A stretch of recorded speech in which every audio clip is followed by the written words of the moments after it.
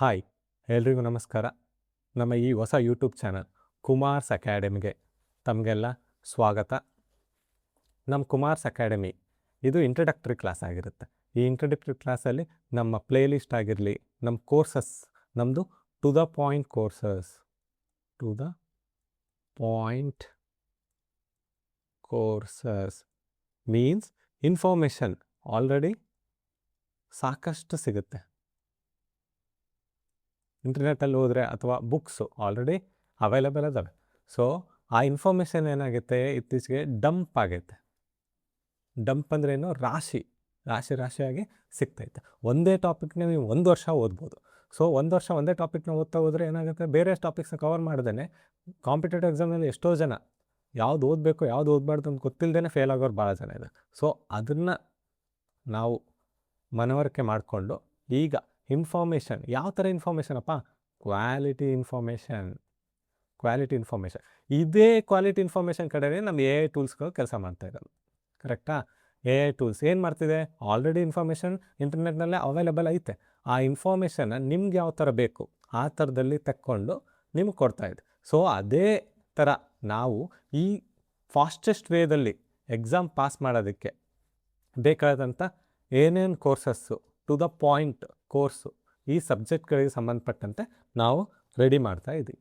So ಈ ನಮ್ಮ ಕುಮಾರ್ಸ್ ಅಕಾಡೆಮಿನ ನಾವು 2 ಲ್ಯಾಂಗ್ವೇಜಲ್ಲಿ ಕವರ್ ಮಾಡ್ತಾ ಹೋಗ್ತೀವಿ, ಕನ್ನಡ ಮತ್ತು ಇಂಗ್ಲೀಷಲ್ಲಿ. ಅಂದರೆ ಹೇಳ್ತಾನೆ ನಾನು ಕನ್ನಡ ಮತ್ತು ಇಂಗ್ಲೀಷ್ ಬೋತ್ ಲ್ಯಾಂಗ್ವೇಜಸ್ನ ಬಳಸ್ತಾ ಹೋಗ್ತೀನಿ. ಸೊ ಹಂಗಾಗಿ ಯಾರ್ಯಾರು ಇಂಗ್ಲೀಷ್ ಇದ್ದರೆ ಕನ್ನಡ ಇದ್ದರೆ ವರಿ ಮಾಡೋ ಅವಶ್ಯಕತೆ ಇಲ್ಲ. ಸೊ ನೀವು ಕನ್ನಡದವರಿಗೆ ಕನ್ನಡ ಪದಗಳನ್ನು ಬಳಸ್ತೀನಿ, ಇಂಗ್ಲೀಷ್ ಅವರಿಗೆ ಇಂಗ್ಲೀಷ್ ಪದಗಳನ್ನು ಬಳಸ್ತೀನಿ. ಸೊ ಹಿಂಗಾಗಿ ನೀವು ಬೋತ್ ಲ್ಯಾಂಗ್ವೇಜ್ ಅವರನ್ನು ಇದನ್ನು ಯುಟಿಲೈಸ್ ಮಾಡ್ಕೋಬೋದು. ಮತ್ತು ಕ್ವಶನ್ ಪೇಪರ್ ಬಿಡಿಸ್ಬೇಕಾದ್ರೆ ಕೆಲವೊಂದು ಸರಿ ಕ್ವಶನ್ ಪೇಪರಲ್ಲೇ ಮೆನ್ಷನ್ ಮಾಡಿರ್ತಾನೆ, ಕನ್ನಡದಲ್ಲಿ ತಪ್ಪಾಗಿದ್ದಲ್ಲಿ ಇಂಗ್ಲೀಷ್ ಏನು ಇರುತ್ತಲ್ಲ ಭಾಷಾ ಇದ್ರದ್ದು ಅದೇ ಫೈನಲ್ಲು ಅಂತ. ಸೊ ನಿಮ್ಮ ಬೋತ್ ಲ್ಯಾಂಗ್ವೇಜಸ್ ಗೊತ್ತಿರೋದು ಒಳ್ಳೆಯದು ಅಂತ ನನ್ನ ಅನಿಸಿಕೆ. ಸೊ ನಾವು ಈ ನಮ್ಮ ಕುಮಾರ್ಸ್ ಅಕಾಡೆಮಿಯಲ್ಲಿ ಮೇಜರ್ ಸಬ್ಜೆಕ್ಟ್ಸ್ ಆಗಿ ಈ 3 ಸಬ್ಜೆಕ್ಟ್ಸ್ನ ಕವರ್ ಮಾಡ್ತಾಯಿದ್ದೆ. ಈ 3 ಸಬ್ಜೆಕ್ಟ್ಸ್ ನಾನು ನಾನ್ ಕನ್ವೆನ್ಷನಲ್ ಸಬ್ಜೆಕ್ಟ್ಸ್ ಅಂತ ಕರಿತೀನಿ. ಯಾಕೆ ನಾನ್ ಕನ್ವೆನ್ಷನಲ್ ಅನ್ನೋದಾದರೆ, ಕನ್ವೆನ್ಷನಲ್ ಸಬ್ಜೆಕ್ಟ್ಸ್ ಇವಾಗ ಕಾಂಪಿಟೇಟಿವ್ ಎಕ್ಸಾಮ್ ಅಂದ್ಕೊಳ್ಳಿ ಯಾರೇ ಆಗಲಿ ಹೆಂಗೆ ಪ್ರಿಪೇರ್ ಆಗಬೇಕು ಅಂತ ಯಾರಾದರೂ ಕೇಳಿದರೆ ನಾವೇನಂತ ಹೇಳ್ತಿದ್ವಿ ಮುಂಚೆ, ಹಿಸ್ಟ್ರಿ, ಪಾಲಿಟಿ, ಎಕನಾಮಿ, ಜಾಗ್ರಫಿ ಮತ್ತು ಈ ಥರ ಸಬ್ಜೆಕ್ಟ್ಸ್. ಈ ಥರ ಸಬ್ಜೆಕ್ಟ್ಸೇ ಇವಾಗ ಹೈಯೆಸ್ಟ್ ಮಾರ್ಕ್ಸ್ನ ಸ್ಕೋರ್ ಮಾಡ್ತಿದ್ದವು. ಸೊ ಹಂಗಾಗಿ ಈ ಮೆಂಟಲ್ ಎಬಿಲಿಟಿ ಏನೈತಲ್ಲ, ಅನಲಿಟಿಕಲ್ ಸಬ್ಜೆಕ್ಟು, ನೀವು ಇದನ್ನು ಇದು ಮಾಡೋದ್ರಿಂದ ಆ್ಯಕ್ಟಿವ್ ಲರ್ನರ್ ಆಗ್ತೀರಾ, ಬೇರೆ ಸಬ್ಜೆಕ್ಟ್ನ ಈಸಿಲಿ ಫಾಲೋ ಮಾಡ್ತೀರಾ. ಮತ್ತು ಯಾವ ಸಬ್ಜೆಕ್ಟ್ನ ಓದಬೇಕು ಅನ್ನೋದನ್ನು ಇದರಿಂದ ನೀವು ಅನಾಲಿಟಿಕಲಿ ಬೈಫರ್ಕೇಟ್ ಮಾಡ್ತೀರಾ. ಸೊ ನೆಕ್ಸ್ಟ್ ಸೈನ್ಸ್ ಭಾಳ ಮುಖ್ಯದ ಸಬ್ಜೆಕ್ಟು.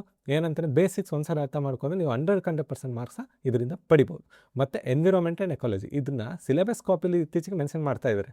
ಮತ್ತು PYQಸಲ್ಲೂ ನೀವು ಪ್ರೀವಿಯಸ್ ಇಯರ್ ಕ್ವಶನ್ ಪೇಪರಲ್ಲೂ ಅಥವಾ PVS ಕ್ವಶನ್ ಪೇಪರ್ಸಲ್ಲೂ ನೀವು ಇದನ್ನು ನೋಡ್ಬೋದು. ನಾವು ಮಾಡೋಂಥ ಕಂಟೆಂಟ್ ಯಾವ್ಯಾವ ಎಕ್ಸಾಮ್ಸ್ಗೆ ಹೆಲ್ಪ್ ಆಗುತ್ತೆ ಅನ್ನೋದು KA ಬರೆಸ್ದಾಗ, ಯಾಕಂದರೆ ಇದು ಕಾಮನ್ ಸಬ್ಜೆಕ್ಟ್ಸ್ ಆಗಿರೋದು, ಇದು 3 ಕಾಮನ್ ಸಬ್ಜೆಕ್ಟ್ಸ್ ಆಗಿರೋದ್ರಿಂದ KA ಆಗಿರಲಿ KPSC ಆಗಿರಲಿ ಈ 2 ಎಕ್ಸಾಮಿನೇಷನ್ ಅಥಾರಿಟೀಸ್ ಏನೇನು ನಡೆಸ್ತಾವಲ್ಲ ಆ ಎಕ್ಸಾಮ್ಸಲ್ಲಿ ನಾವು ಈ ಸಬ್ಜೆಕ್ಟ್ಸ್ನ ಬಳಸ್ತೀವಿ. ಕರೆಕ್ಟಾ? ಹಂಗಾಗಿ ಗ್ರೂಪ್ ABC, PSI ಏನು ಇತ್ತೀಚೆಗೆ ಮೋರ್ ಫೋಕಸ್ಡ್ ಸಬ್ಜೆಕ್ಟ್ಸ್ ಯಾವಂದರೆ PC ಆ್ಯಂಡ್ PSI ಮತ್ತು VAO ಎಕ್ಸಾಮ್ಸ್, ಇವು ಫೋಕಸ್ಡ್ ಎಕ್ಸಾಮ್ಸು. ಸೊ ಅದ್ರ ಜೊತೆಗೆ FDA, SDA and other exams. ಇದೆಲ್ಲ ಟು ದ ಪಾಯಿಂಟ್ ಕೋರ್ಸ್ ಆಗಿರೋ ನಿಮ್ಗೆ ಟೈಮ್ ವೇಸ್ಟ್ ಏನೂ ಆಗೋಲ್ಲ. ಜಸ್ಟ್ ಫಾಲೋ ಮಾಡಿರಿ, ಅನಲೈಸ್ ಮಾಡಿರಿ, ಅರ್ಥ ಮಾಡ್ಕೊರಿ, ಎಕ್ಸಿಕ್ಯೂಟ್ ಮಾಡಿರಿ, ಮುಗೀತಿಷ್ಟೆ. ಅದ ನಂತರ ಸೆಂಟ್ರಲ್ ಎಕ್ಸಾಮ್ಸ್ ಪ್ರಿಪೇರ್ ಆಗ್ತಿರ್ತಾರೆ, ಅವರಿಗೆ ಇವು ಕಾಮನ್ ಸಬ್ಜೆಕ್ಟ್ಸು. ಹಂಗಾಗಿ ಈ 4 UPSC, SSC, RRB, IBPS and other exams ಇದು ಮಾಡ್ತೀವಿ, ಪ್ರಿಪ್ರೇಷನ್ ಮಾಡ್ತಾರೆ, ಅವರಿಗೂ ಸಹ ಹೆಲ್ಪ್ ಆಗುತ್ತೆ. ಓಕೆ, ಇಷ್ಟೇ ಅಲ್ಲ, ನಾವು ಕಂಟೆಂಟ್ ಮಾತ್ರ ಇದೇನು ಟು ದ ಪಾಯಿಂಟ್ ಕೋರ್ಸಸ್ ಅಷ್ಟೇ ಅಲ್ಲ, ಅದ್ರ ಜೊತೆಗೆ ನಾನು ಭಾಳಷ್ಟು ಎಕ್ಸಾಮ್ಸು ಅಂದರೆ ನಾನು ಮುಂದೆ ಹೇಳ್ತೀನಿ, ಅಷ್ಟೊಂದು ಎಕ್ಸಾಮ್ಸ್ ಪಾಸ್ ಮಾಡಿರೋದ್ರಿಂದ ನನಗೊಂದು ಕೆಲವೊಂದು ಸ್ಟ್ರಾಟಜೀಸ್ ಅದಾವೆ ನನ್ನ ಹತ್ರ.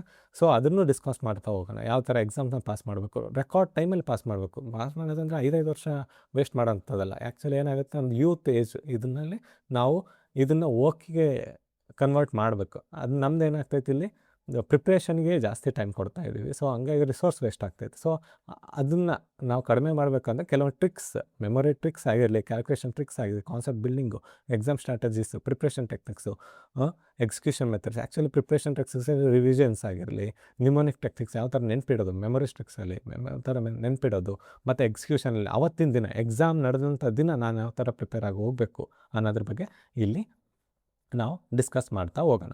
And welcome again to the Kumar's academy. Okay, ಇಲ್ಲಿ ನಿಮಗೆ your journey from aspirant to achiever starts here. ಇಷ್ಟು ದಿನ ನೀವು ಆಸ್ಪಿರೆಂಟ್ ಆಗಿದ್ದರೆ ಇನ್ಮೇಲೆ ನಮ್ಮ ಡಿಸ್ಕಷನ್ ಮಾಡ್ತಾ ಹೋಗ್ತಾ ಅಚೀವರ್ ಆಗ್ತಾ ಹೋಗ್ತೀರಾ. ಅಂದರೆ ಆದಷ್ಟು ಬೇಗ ನಿಮ್ಗೊಂದು ಜಾಬ್ ಸಿಗುತ್ತೆ ಅನ್ನೋ ಭರವಸೆಯಲ್ಲಿ ಈ ಕಂಟೆಂಟ್ನ ನಾನು ರೆಡಿ ಮಾಡಿದ್ದೀನಿ. ಓಕೆ, ಮೆಂಟಲ್ ಎಬಿಲಿಟಿ ಮೊದಲಿಗೆ ನಾವು ಏನಂತ ಹೇಳಿದ್ವಿ, ನಮ್ಮ ಕೋರ್ಸಸ್ಸಲ್ಲಿ ಫಸ್ಟಿಗೆ ನಾವು ಮೆಂಟಲ್ ಎಬಿಲಿಟಿನ ಕವರ್ ಮಾಡ್ತಾವೆ. ನಿಯರ್ಲಿ 15 ಮಾರ್ಕ್ಸ್ ಎಕ್ಸ್ಪೆಕ್ಟ್ ಮಾಡ್ಬೋದು. 15 ಮಾರ್ಕ್ಸ್ನ ಈ ಸಬ್ಜೆಕ್ಟಿಂದ ಎಕ್ಸ್ಪೆಕ್ಟ್ ಮಾಡ್ಬೋದು. ಮತ್ತು ಇದು 100% ಸ್ಕೋರಿಂಗ್ ಸಬ್ಜೆಕ್ಟ್. ಇದರಲ್ಲಿ ABCD ಒಂದನೇ ಆಪ್ಷನಲ್ಲಿ ಮೇಲಿನ 2 ಹೇಳಿಕೆಗಳು ಸರಿ, ಹೇಳಿಕೆ ಸರಿ, 1 ಹೇಳಿಕೆ ಸರಿ, 3 ಹೇಳಿಕೆ ಸರಿ, ಈ ಥರ ಕ್ವಶನ್ಸ್ ಕೇಳೋಕ್ಕೆ ಸಾಧ್ಯನೇ ಇಲ್ಲ. ಮುಂಚೆ ಹೆಂಗೆ ಯಾವ ಥರ ಕೇಳಿದ್ರು ಅದೇ ಥರನೇ ಇವಾಗಲೂ ಕೇಳ್ತಾ ಇದ್ದಾರೆ. ಸೊ ಹಂಗಾಗಿ ಈ ಸಬ್ಜೆಕ್ಟಿಂದ ನೀವು 100% ಸ್ಕೋರ್ ಮಾಡೋದು ಭಾಳ ಈಸಿ. ಹಾಗೇ ಸೈನ್ಸ್, ನಮ್ಮ ಸೈನ್ಸ್ ಸಬ್ಜೆಕ್ಟಿಂದನೂ 15 ಮಾರ್ಕ್ಸ್ ಕೇಳ್ತಾ ಇದ್ದಾರೆ. 15 ಮಾರ್ಕ್ಸ್ ಇದು ಬೇಸಿಕ್ ಕಾನ್ಸೆಪ್ಟ್ಸ್ನ ಕ್ಲಿಯರ್ ಮಾಡ್ಕೊಂಬಿಟ್ರೆ ಈಸಿಲಿ ನೀವು 100% ಇದರಲ್ಲಿ ಕವರ್ ಮಾಡ್ಕೊಬೋದು. ಓಕೆನಾ? ಸೊ ಕೆಲವೊಂದು ಸಬ್ಜೆಕ್ಟ್ ಇವೆಲ್ಲ ಏನು ಅಂತಂದರೆ ಭಾಳ ಕಡಿಮೆ ಸಿಲೆಬಸ್ ಇರೋಂತಕ್ಕಂಥ ಸಬ್ಜೆಕ್ಟ್ಸ್ ಇವು. ಸೊ ನೀವು 1 ತಿಂಗಳಲ್ಲೇ ಈ 3 ಸಬ್ಜೆಕ್ಟ್ಸ್ನ ನೀವು ಕವರ್ ಮಾಡ್ಕೋಬೋದು. ಆ ಥರದಲ್ಲಿ ಇರೋಂಥ ಸಬ್ಜೆಕ್ಟ್ಸ್. ಇಲ್ಲಿ 5 ಮಾರ್ಕ್ಸ್ ನೀವು ಹಿಂದೆ ಹಿಸ್ಟ್ರಿ ನೋಡೋದಾದರೆ 5, 4, 4, 3, 2 5 ಮಾರ್ಕ್ಸ್ ಒಳಗೆ ಕೇಳೋಂಥ ಚಾನ್ಸಸ್ ಐತೆ. ಸೊ ಸಿಲೆಬಸ್ಸಲ್ಲಿ ಎನ್ವಿರಾನ್ಮೆಂಟ್ ಮೆನ್ಷನ್ ಮಾಡೋದ್ರಿಂದ ಇನ್ನೂ ಹೆಚ್ಚಿನ ಪ್ರಶ್ನೆಗಳನ್ನು ಕೇಳೋಂಥ ಸಾಧ್ಯತೆಗಳು ಇರುತ್ತೆ.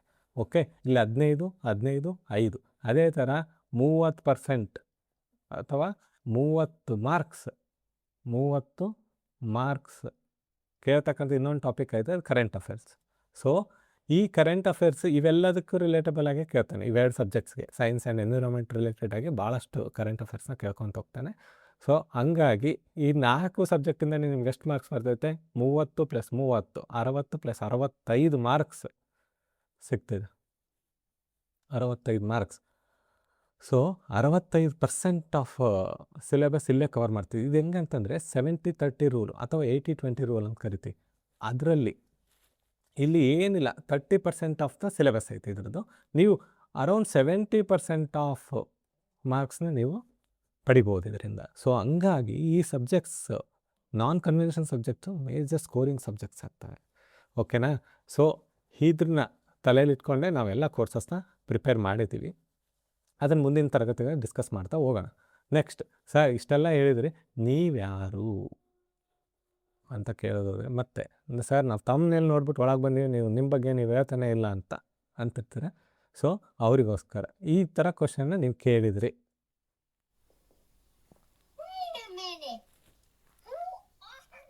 ಅದಕ್ಕೆ ನನ್ನಿಂದ ಉತ್ತರ ಅನ್ನೋದಾದರೆ ಅಬೌಟ್ ಮೀ, ನಾನು ಯಾರು ಅಂತ ಹೇಳೋದಾದರೆ, ನನ್ನ ಎಜುಕೇಷ್ನಲ್ ಕ್ವಾಲಿಫಿಕೇಷನ್ ಬಂದುಬಿಟ್ಟು BE in mechanical engineering, SSC Mysuru, one of the top colleges, engineering ಕಾಲೇಜಸ್ಸಲ್ಲಿ ಇದೂ ಕನ್ಸಿಡರ್ ಮಾಡ್ತಾರೆ.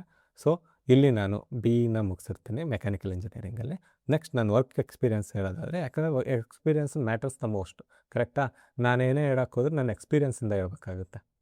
ಸೊ ಹಂಗಾಗಿ ನಂದು ಒಂದೇ ಥರದ ಎಕ್ಸ್ಪೀರಿಯನ್ಸಸ್ ಇಲ್ಲ, ಭಾಳ vast and variety of experiences ಅದ.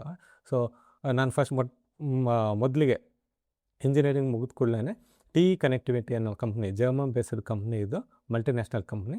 ಸೊ ಇದರಲ್ಲಿ ನಾನು ವರ್ಕ್ ಮಾಡ್ತಿದ್ದೆ, ಕ್ವಾಲಿಟಿ ಆ್ಯಂಡ್ ರಿಲಯಬಿಲಿಟಿ ಇಂಜಿನಿಯರ್ ಆಗಿ ವರ್ಕ್ ಮಾಡ್ತಿದ್ದೆ. ನಂತರ ಇನ್ನೂ ಎಂಗೇಜ್ ಇದ್ದ ಕಾರಣ ನಾನು ಗೇಟ್ ಪ್ರಿಪ್ರೇಷನ್, ಅಂದರೆ ಮುಂದಿನ ಹಂತದ ವಿದ್ಯಾಭ್ಯಾಸಕ್ಕಾಗಿ MTech, MS ಆ್ಯಂಡ್ PhDಗಾಗಿ ಗೇಟ್ ಜರ್ನಿ ಸ್ಟಾರ್ಟ್ ಮಾಡ್ತೀನಿ. ಗೇಟ್ ಅಂದರೆ graduate aptitude test in engineering ಅಂತ. ಸೊ ಇದನ್ನು ಕ್ವಾಲಿಫೈ ಮಾಡೋದ್ರಿಂದ ನೀವು IITs, NITs ಮತ್ತು IISc ಆ ಥರದ ಇನ್ಸ್ಟಿಟ್ಯೂಷನ್ಸ್ಗೆ ಹೋಗ್ಬೋದು. ಸೊ ಇದನ್ನು ಮಾಡ್ತಾ ನಾನು ಟ್ಯೂಟರಾಗಿ ಕೂಡ ವರ್ಕ್ ಮಾಡಿದ್ದೇನೆ. ಅಂದರೆ ಇನ್ಸ್ಟಿಟ್ಯೂಟ್ಸ್ಗೆ ಹೋಗಿ ಹೈಸ್ಕೂಲ್ ಸ್ಟೂಡೆಂಟ್ಸ್ಗೆ ಮ್ಯಾಥ್ಸ್, ಸೈನ್ಸ್ ಈ ಸಬ್ಜೆಕ್ಟ್ಸ್ನ ನಾನು ಹೇಳ್ಕೊಡ್ತಿದ್ದೆ. ಸೊ ಇದೂ ಕೂಡ ಒಂದು ವರ್ಷಗಳ ಕಾಲ ಮಾಡಿದ್ದೀನಿ. ನಂತರ ನಾನು ಎಕ್ಸಾಮ್ ಬರೆದು ಪೊಲೀಸ್ ಸಬ್ ಇನ್ಸ್ಪೆಕ್ಟರ್ ಆಗಿ ಪೊಲೀಸ್ ಡಿಪಾರ್ಟ್ಮೆಂಟಲ್ಲಿ 5 ವರ್ಷಗಳ ಕಾಲ ವರ್ಕ್ ಮಾಡಿದ್ದೀನಿ. ನಂತರ ಇವಾಗ ಪ್ರೆಸೆಂಟ್ಲಿ ನಾನು KPCL ಅಲ್ಲಿ ಕರ್ನಾಟಕ ಪವರ್ ಕಾರ್ಪೊರೇಷನ್ ಲಿಮಿಟೆಡಲ್ಲಿ ಅಸಿಸ್ಟೆಂಟ್ ಇಂಜಿನಿಯರ್ ಆಗಿ ವರ್ಕ್ ಮಾಡ್ತಾಯಿದ್ದೆ. ಸೊ ನೋಡಿ ಯಾವ ಥರದಲ್ಲಿ ನಂದು ವೆರೈಟಿ ಆಫ್ ಎಕ್ಸ್ಪೀರಿಯನ್ಸಸ್ ಇದೆ ಅಂತ. ಈ ಎಕ್ಸ್ಪೀರಿಯನ್ಸ್ನೆಲ್ಲ ಬಳಸ್ಕೊಂಡು ನಾನು ನಿಮಗೆ ಪಾಠ ಮಾಡ್ಕೊತ ಹೋಗ್ತೀನಿ. ಸೊ ಅದನ್ನು ನೀವು ಬಳಸ್ಕೊಂಡು ನೀವು ಆದಷ್ಟು ಬೇಗ ಎಕ್ಸಾಮ್ಸ್ನ ಪಾಸ್ ಮಾಡಿ ಉದ್ಯೋಗಗಳನ್ನು ತೊಗೊಳ್ಳಿ ಅಂತ ನನ್ನ ಆಸೆ. ನಂತರ ಹೇಳೋದಾದರೆ ಇವಾಗ ಬಂದು ಇದು ಭಾಳ ಮುಖ್ಯವಾದ ಸ್ಲೈಡ್ ಆಗುತ್ತೆ.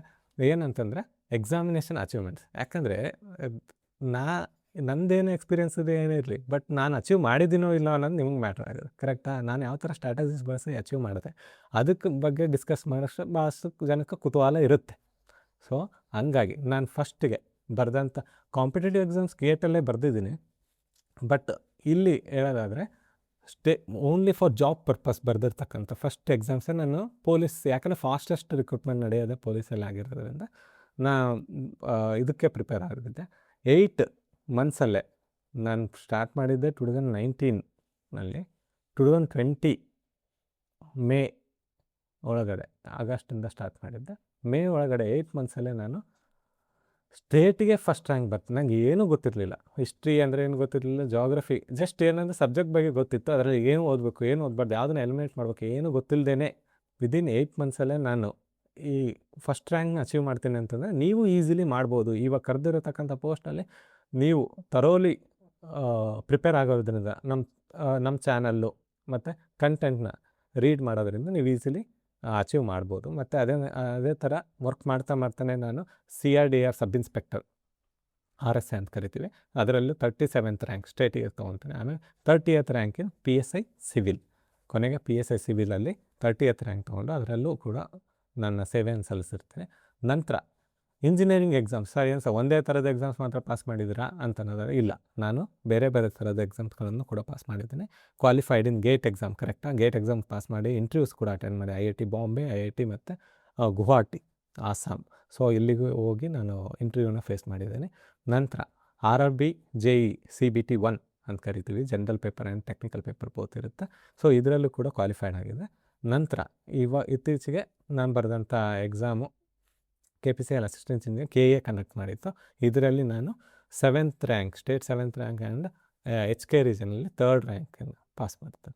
ಸೊ ಇದು ನಂದು ಹಿಸ್ಟ್ರಿ ಆಗಿರುತ್ತೆ ಅಬೌಟ್ ಮೀ ಅಂತ ಹೇಳೋದಾದರೆ. ಸೊ ಈ ಥರ ನಾನು ಯೂನಿಫಾರ್ಮಲ್ಲಿ ಕೆಲಸ ಮಾಡಿದ್ದೀನಿ as a sub inspector. 3 sub inspector ಎಕ್ಸಾಮ್ಸ್ನ ನಾನು ಪಾಸ್ ಮಾಡಿದ್ದೀನಿ. ಹಾಗಾಗಿ ನಿಮ್ಗೆ ಯಾವುದೇ ಕನ್ಫ್ಯೂಷನ್ ಬೇಡ, ಏನು ಫ್ಲೂಕಲ್ಲ ಆಗಿರ್ತಾರೆ ಬಿಡಿ ಅಂತ ಅನ್ನೋದು ಬೇಡ.